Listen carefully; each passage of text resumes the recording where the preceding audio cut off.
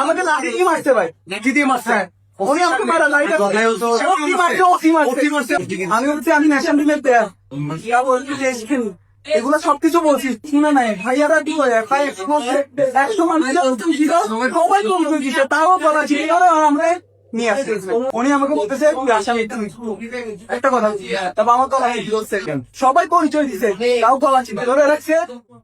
আপনার সাথে কি হয়েছিল, এখন জায়গা থেকে আসা পর্যন্ত কি হয়েছিল, এসে আর যাতে আপনি জিম্মি হয়েছেন এগুলো একটু যদি একটু বিস্তারিত বল। আপনার আমি ফাইনাল ম্যাচ আমাদের তো করে আমি করে আসছি। আমার পুরো 9টা ওটা পিছাই 9টা 10টা পিছিয়ে। তো আমি এখানে 11টার দিকে পৌঁছেছি। 11টা গাড়ি পাচ্ছি না, ওখানে ঘরে আসতেছি পুলিশ আমাদের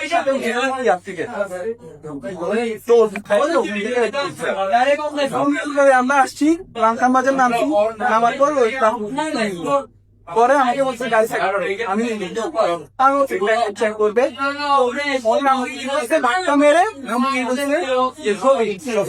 ধাক্কা মেরে আমাদের কিসে কিসে আমি ভয় পাই গেছি। উনি আমাকে বলতেছে তুই আসামি, একটা কথা তারপর আমার কথা বলছে। তো আমি চিল্লাচিল্লি করছি, আপুকে কল দিয়েছি, আমার মোবাইল নিয়ে নিছে। ভাইয়ারা ছিল সবাই পরিচয় দিছে, তাও গলা ছিল ধরে রাখছে, আমাকে গেঞ্জি টেনে দিচ্ছে, আমার ব্যাগটা বের করছে। দেশ বড় ছিল আর ছেলে আমাকে পাঞ্জাবি পরা, ওইটা এখানে হ্যাঁ ওই এখানে আসছিল। আসার পর